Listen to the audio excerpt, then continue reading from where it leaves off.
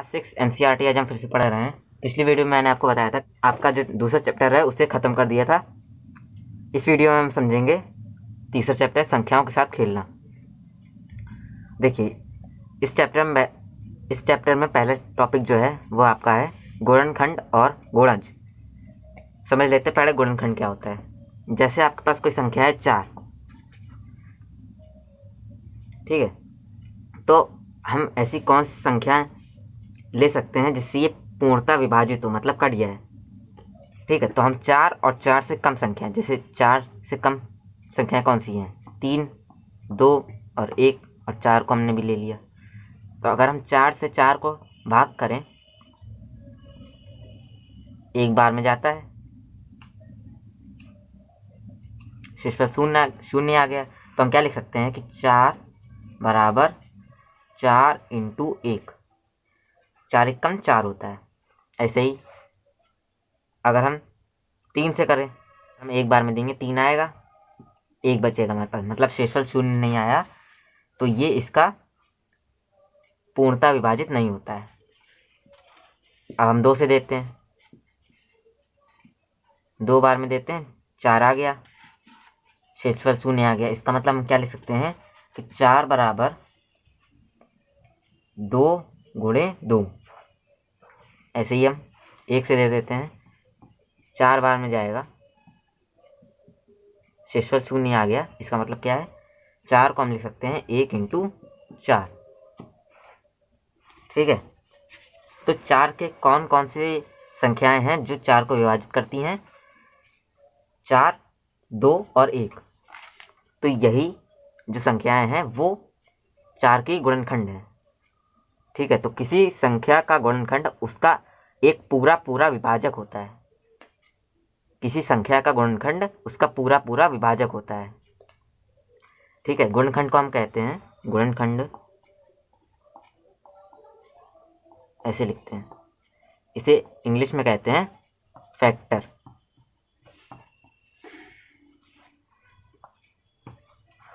देखिए अब एक और संख्या देख लेते हैं जिसके गुणनखंड ज्ञात करते हैं। देखिए 20, 4 5 20 होता है, हमें पता है। तो 4 और 5 क्या है, 20 संख्या के गुणनखंड है। 4 और 5, 4 से अगर हम 20 को काटें 5 बार में जाता है, मतलब पूर्णतः विभाजित हो जाता है। ऐसे ही हम 5 से अगर 20 को काटें 4 बार में पूर्णतः विभाजित हो जाता है। तो यही गुणनखंड हो जाएंगे 4 और 5। ठीक है, तो देखिए ये क्या है, गुणनखंड।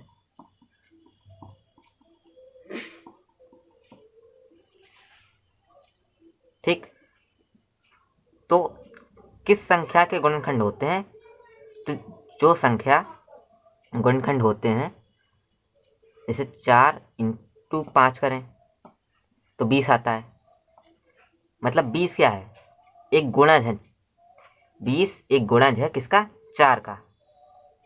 मतलब 4 5 20, मतलब उसकी टेबल में आता है, 4 के टेबल में 20 आता है, मतलब 20 जो है वो 4 का गुणज है। ठीक, ऐसे ही हम 5 को क्या लिख सकते हैं, 20 का गुणनखंड है 5, और 5 क्या है, 20 का एक गुणज है। आप समझ गए होंगे गुणज और गुणनखंड में अंतर। इसकी परिभाषा क्या है, एक संख्या अपने प्रत्येक गुणनखंड का एक गुणज होती है। ठीक है, तो 20 जो है उसके गुणनखंड कौन कौन से हैं, 4 और 5। तो 4 और 5 ही जो 20 संख्या है उसके गुणज होंगे। ऐसे ही हम देखिए 20 को हम क्या लिख सकते हैं, 10 इंटू 2, 2 भी 20 का गुणज है और 10 भी 20 का गुणज है। ठीक है, आइए अब देख लेते हैं गुणनखंड और गुणज के कुछ गुण। पहला गुण क्या कहता है हमसे, जैसे हम 6 का गुणनखंड निकालें, क्या आएगा, 1 से कट जाता है 6। ऐसे हम 8 का निकालें तो 8 भी 1 से कट जाता है। 10 का निकालें, 10 भी 1 से कट जाता है, 7 का निकालें 7 भी 1 से कट जाता है। तो प्रत्येक संख्या एक मतलब एक प्रत्येक संख्या का एक गुणनखंड होता है, या फिर प्रत्येक संख्या एक का गुणज होती है। ठीक है, तो प्रत्येक संख्या एक की गुणज होती है। दूसरा देखिए क्या है कि प्रत्येक संख्या स्वयं अपना एक गुणनखंड होती है। जैसे 6 है, इसको हम क्या लिख सकते हैं, 6 से हम काटें एक बार में जाएगा। ऐसे हम 7 से काटें 7 को तो एक बार में जाएगा। तो प्रत्येक संख्या स्वयं अपना एक गुणनखंड होती है। 6 का गुणनखंड क्या है 6, 7 का क्या है 7, 8 का क्या है 8, 1 का क्या है 1। तो प्रत्येक संख्या अपना एक जो स्वयं एक संख्या अपनी गुणनखंड होती है।